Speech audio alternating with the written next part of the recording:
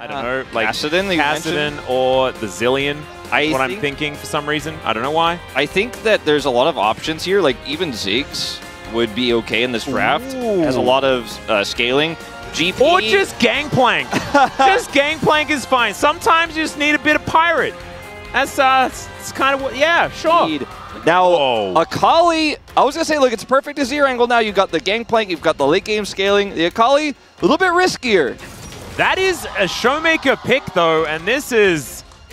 I mean, I wouldn't want to play it into Taliyah. I'll tell you that much. That does not sound like a whole lot of fun. Akali does a lot of dashing around, and Taliyah does a whole lot of, I don't want you to dash around.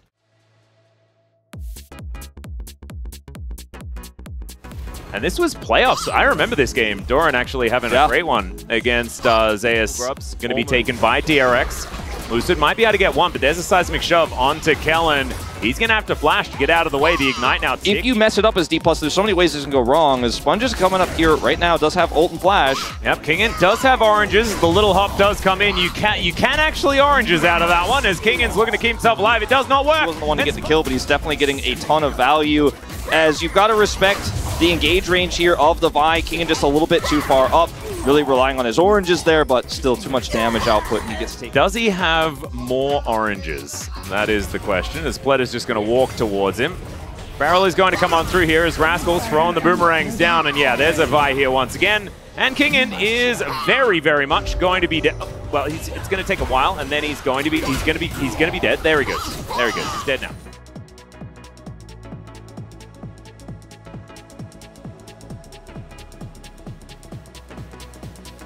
Power this comp has, and it's really, really high damage output. Rascal? Yep, Rascal is in a bit of trouble here. There's the flash handshake. Big Gnar comes down as now Rascal gets underneath the turret, but the Fate's Call is going to get that knock up. Lucid looking to tank the turret for them, but it's not going to be the kill onto Rascal this time around, and aiming almost just dies. In terms of the macro right now, as this is just a fantastic Gnar here. He has his Gnar bar at 89. See what he says. Throws all three of them back. 죽긴 하겠다. I think I'm gonna die. 잘하는데? But he does not. 죽었는데?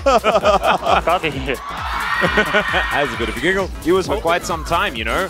Hasn't been able to find the angles as Pletter is now going to get hand shook back. There's the Arctic Assault. They get the Permafrost onto the Leona there as well, and normally don't engage onto a Leona, or maybe that is still going to be the case here as Showmaker gets into the Shroud, and my god, the damage from the Gnar is massive, but the answer is still going to be there from DRX, from D+.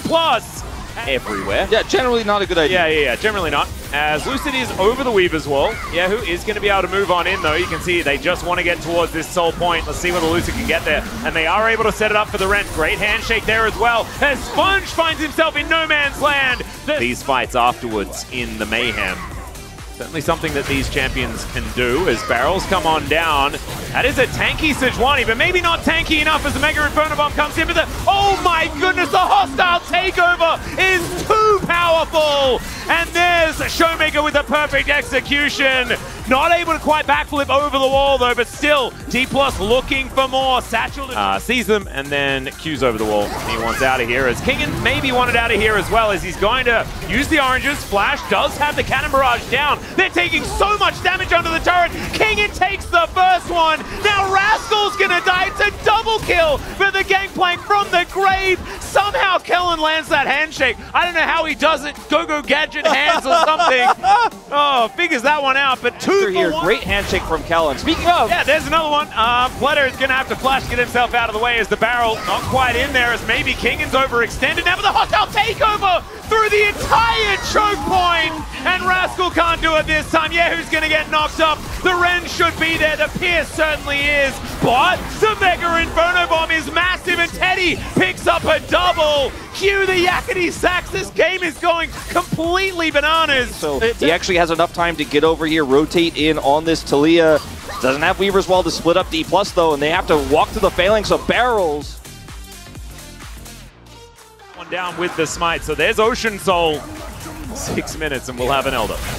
Pletta's gameplay on the Leona in this game has been very much a absorb cooldowns for Sponge to re-engage, but he takes so much damage here, and then again the Renata ultimate comes out. Showmaker's on a great flank angle here. Fate's Call also just ends up being fantastic. But the damage, you know, kind of big. Pretty big Teddy damage there. Everything else, though, about this was very clean from the side of D+. The setup of the seismic shove into Mega Inferno Bomb, like that coordination from Teddy and Yehu. Just that bottom outer for D+ is now they're getting Teddy's flash in the mid lane. That is very valuable. Kellen's been having a great game. Is now Lucid, possibly overextended. Not going to quite find it here with the Vault Breaker. Did Sponge as the barrels. With TP, I mean, he can just keep pushing here. here. Rascal might just be dead. Kellen's coming through, and he really wants to shake his hand. There's the flash, Cannon Barrage. You can see the power of D+ just sitting his chokes. That really hurts. All right, Trial by Fire needs to come through for that big damage, and aiming just says it doesn't need to be there. Hostile takeover, and Rascal, he flashed before. He doesn't have it available now as Fighting in chokes only, Pleta. Oh, okay, Showmaker diving on in. That is the entire kitchen sink down on top of Showmaker. But he'll go into his shroud, and he might just be okay. The back of that is over here. Rascal teleported to the bottom lane. That's not it. Oh no, that means he's definitely not going to be here for this fight. Let's see whether Teddy can get a Mega Inferno Bomb over. He does have it available, and he is in range, but this is just dead. It's just gone. Went down to 83, but it doesn't seem to matter because there was no one in the pit position. And I guess you could argue that Elder is more important, and it absolutely is, as now Pleta with the Eclipse is able to tank up a few of these barrels. The three-man to come through, and now the Cannon Barrage on top of it. Teddy's the target, but he is able to get himself out of there with that Seraph shield. Showmaker's looking for him, though, and there's a 5-point strike. And now the perfect execution. This should be the cleanup for D+. And there is no response from DRX, and I think D+ might just try and push through. Very clean fight for D+ in the latter half of the game, just playing the map better. DRX had a huge lead, lost all the dragons though, couldn't contest, couldn't break through the barrels as Rascal. Oh, yeah. I don't think Rascal's going to be surviving this one. Oh, maybe he is, because D+ are distracted by the base. Yeah, I think they're a little bit more interested in killing the Nexus than killing the Yordle there, as Kellen's going to stop his backs as well. He can't even get home. Just shaking his hand over and over again. He will get gnawed into the wall and likely loses this 1v1, but maybe the base will die first as Pleta's being ignored at the same time. There is the death for Kellen as Mega Inferno Bomb comes on through, but it is 2 turrets and a dead Leona, and then the Nexus goes down. D+ pick up the win in the end.